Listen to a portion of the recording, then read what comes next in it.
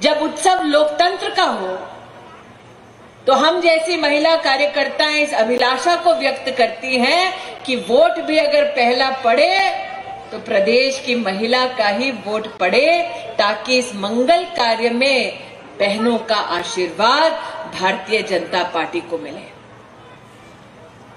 इस आशीर्वाद को मांगने के लिए जब आज आपके मध्य आई हूं तो इस बात का मुझे एहसास है कि काले जा रहे हूं चूंटनी ना प्रचार में गुजरात में हती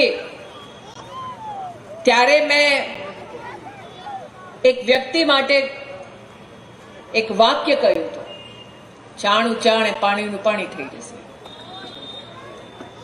जीते थे एक वक्त वो अमेठी से, साल 2019 में हार गए। ये वो सज्जन है जो कोई मौका नहीं छोड़ते गुजरात का अपमान करने का। ये वो सज्जन है जो हर दिन हर पल नरेंद्र मोदी जी को स्वयं घृणा की दृष्टि से देखते हैं और नरेंद्र मोदी जी के प्रति सज्जन की घृणा इतनी बढ़ गई कि जो कांग्रेस पार्टी एक वक्त चाय वाले से नाराज हुआ करती थी, अब हर गुजराती की चाय से नाराज हो गई। कांग्रेस पार्टी के इस नेता ने असम के एक सभा में जाकर कहा कि गुजरात में जितने छोटे छोटे व्यापारी, छोटे दुकानदार चाय बेचते हैं, कांग्रेस पार्टी के नेता ने कहा कि अब उनके खिस्से में से वो पैसा निकालेंगे। मैं कीधु सारू भाई, जेना दामाद श्री जमीन हड़पी ले एनु हाथ खिस्सा में ना होए तो क्या होए। दुर्भाग्य ऐसा कि गुजरात का अपमान कांग्रेस पार्टी के लिए नया नहीं है। जब केंद्र में कांग्रेस की सरकार थी तब गुजरात का न सिर्फ अपमान, तिरस्कार इतना किया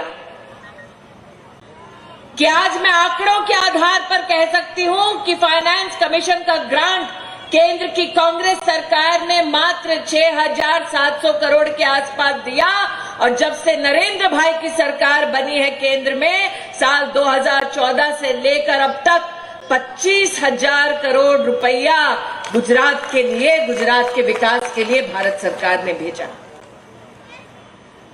जब केंद्र में कांग्रेस की सरकार थी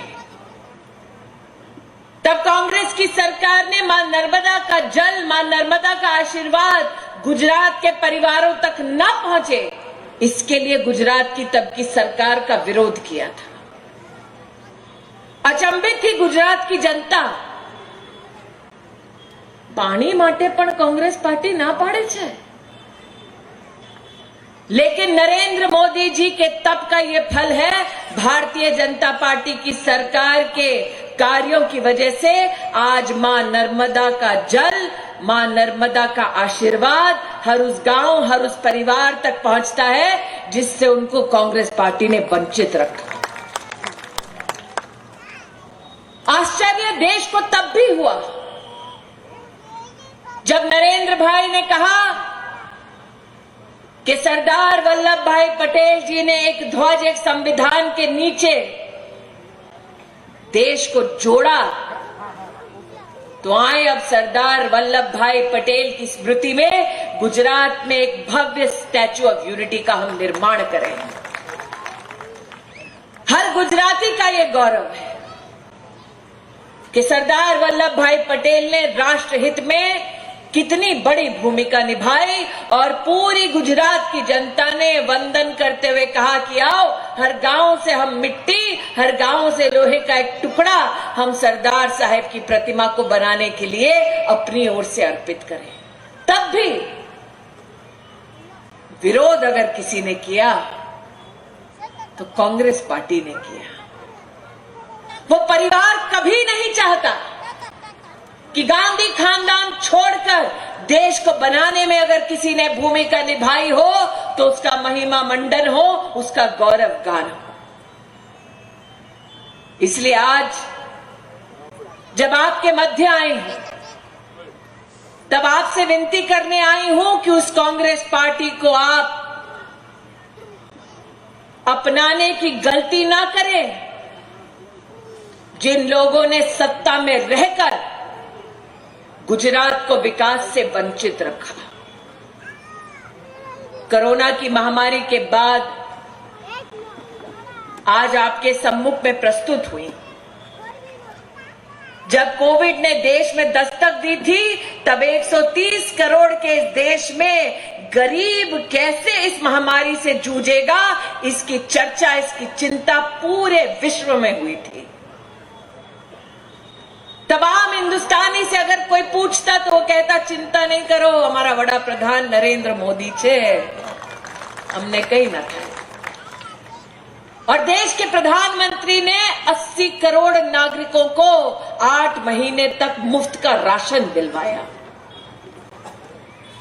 यहां भी कई परिवार ऐसे होंगे जिन तक वो राशन पहुंचा। दिल पर हाथ रखकर कहिए, भगवान न करे महामारी के वक्त अगर केंद्र में कांग्रेस की सरकार होती तो गरीब के पास 8 महीने मुफ्त का राशन पहुंचता। ये प्रश्न आपसे इसलिए करती हूं क्योंकि जब जब विपदा आती है तब तब भारतीय जनता पार्टी का कार्यकर्ता आपको आपके साथ खड़ा मिला जाएगा। कांग्रेस पार्टी का नेता कार्यकर्ता कहीं नजर नहीं आएगा। भारतीय जनता पार्टी के कार्यकर्ता ने महामारी के वक्त मास्क का वितरण किया, सैनिटाइजर का वितरण किया, सर पर उनके भी मौत मंडरा रही थी, लेकिन जनता की सेवा के लिए उन्होंने उस खतरे को झेला। और आज वही कार्यकर्ता आपके मध्य में आकर कह रहे हैं कि पंचायत से लेकर पार्लियामेंट तक स्थानीय स्वराज चुनाव में आप भारतीय जनता पार्टी को अपना समर्थन दें, अपना आशीर्वाद दें।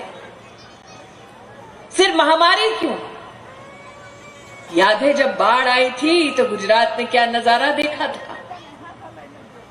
पानी में डूब रहे थे गांव और कांग्रेस के नेता रिजॉर्ट में मजा कर रहे थे।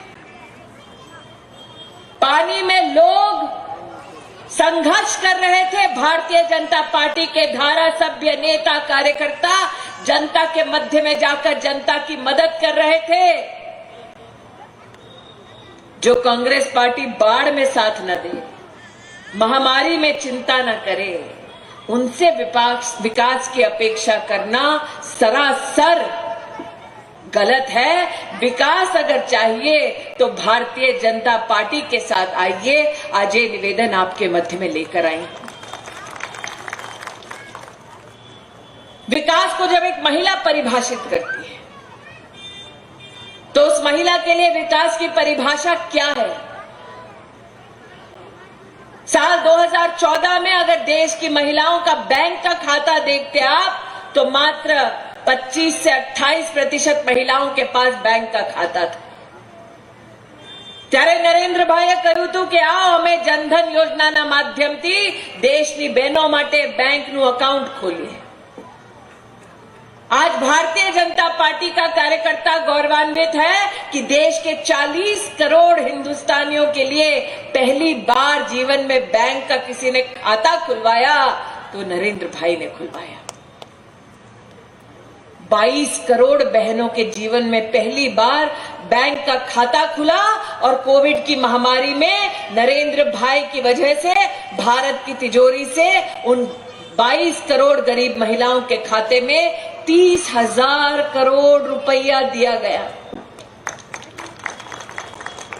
कितने गांव, कितने गरीब परिवार ऐसे जिसमें घर की महिला खुले में शौच करने के लिए जाती लेकिन कभी किसी नेता से यह नहीं कहती कि एक शौचालय बना दो। गरीब परिवार में जब महिला रात का अंधेरा ढूंढती शौच के लिए, आंचल से अपने आप को ढांकती ताकि सरेआम इज्जत न उछले, तब वो महिला घर लौटकर अपने पिता की आंखों से आंख नहीं मिलाती। भाई भी शर्मसार होता लेकिन कुछ कर न पाता क्योंकि जेब में पैसा नहीं।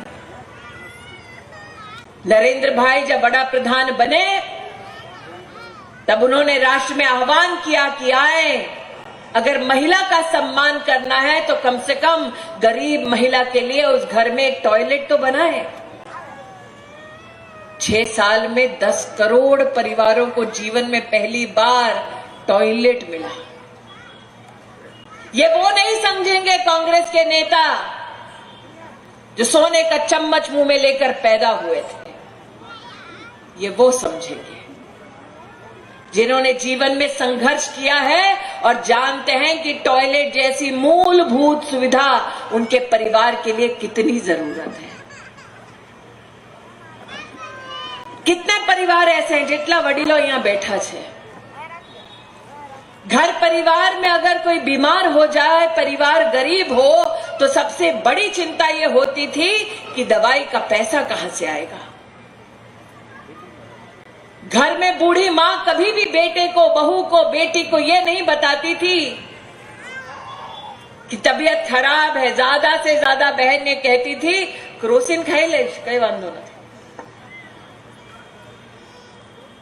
क्योंकि जानती बहन कि घर में पैसा नहीं था। और उन्हीं परिवारों के लिए नरेंद्र भाई ने आयुष्मान भारत योजना की शुरुआत की। राष्ट्र के इतिहास में पहली बार गरीब परिवारों को, 10 करोड़ परिवारों को सालाना 5 लाख रुपए का स्वास्थ्य का कवच मिला।